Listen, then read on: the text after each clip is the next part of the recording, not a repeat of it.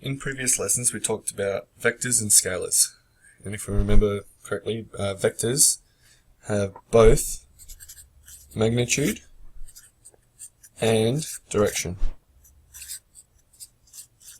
whereas scalars were only magnitude. An example of this is when we talk about velocity and speed. So speed would be what you see on your speedometer in your car, which would be 60 kilometers an hour.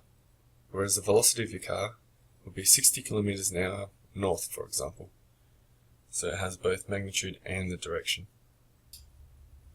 So a graphical representation of a vector, we can draw, for example, like this. So this line can tell us both the magnitude and direction of the vector. So in this case, the direction is right, and the magnitude is this distance if it was to scale. However, we can also write a magnitude on there, for example, 5 meters a second. So our vector in this case is 5 meters a second to the right, and that would be our velocity, whereas our speed would just be 5 meters per second. We can also work in 2 dimensions.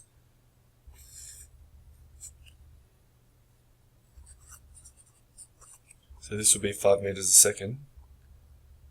However, it won't be to the right, it will be at an angle above the horizontal. So 5 meters per second, theta degrees above the horizontal.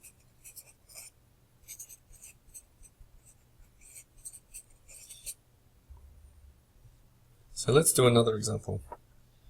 Let's have a reference of north with a vector 5 meters per second. And we can call this vector A. So vector A is 5 meters per second east. Now, the sign of a vector is also important. So if we were ever talking about negative A, it would be 5 meters per second west.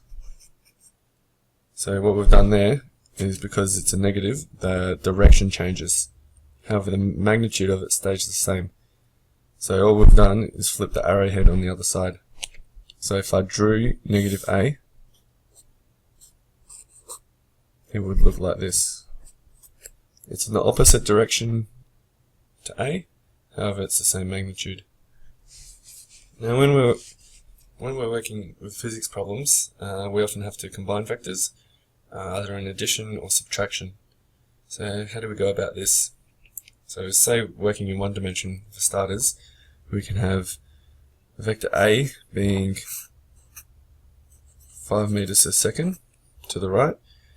Vector B can be 10 meters a second to the left. So if we're talking about A plus B,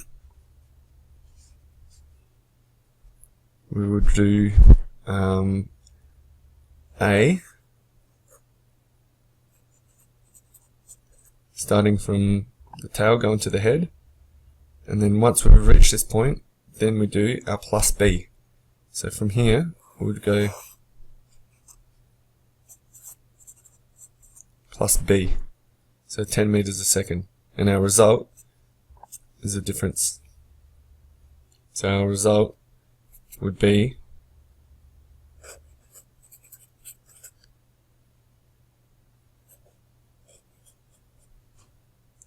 now if we want to work in 2 dimensions, let's do another example. So say we have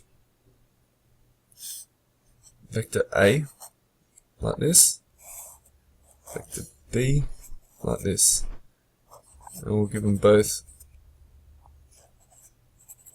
magnitude of 5. Now if we want to do A plus B, again we start with A and we add B at the tail. Now our result is what we get from the beginning, where we started, to the end. So our result is this.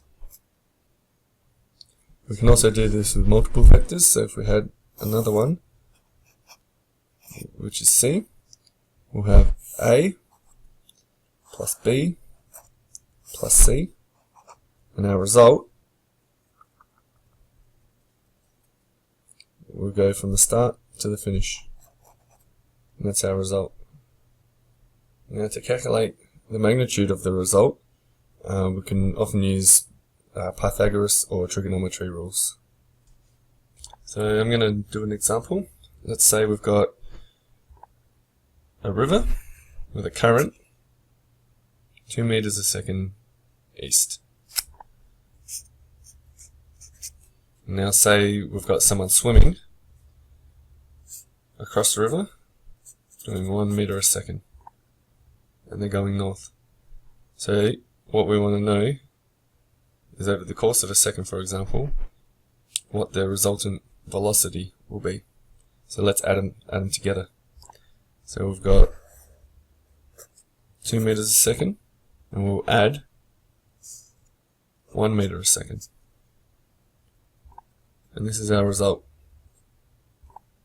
So, because we know that's east and that's north, we've got a perpendicular angle in there, and we can use Pythagoras. So our result will be,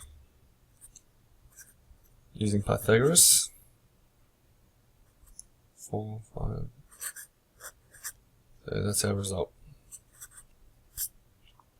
However, because it's a vector, we want to find the angle. So here we can use trigonometry. So we can use tan theta equals opposite over the adjacent. So the result of tan theta equals a half, we get a theta of 26.6 degrees. Now, when we write the vector, we want the magnitude, square root of 5 meters a second, and also the direction. So in this case, we're travelling east, 26.6 degrees north. So our direction is in the easterly direction, but we raise it to the north.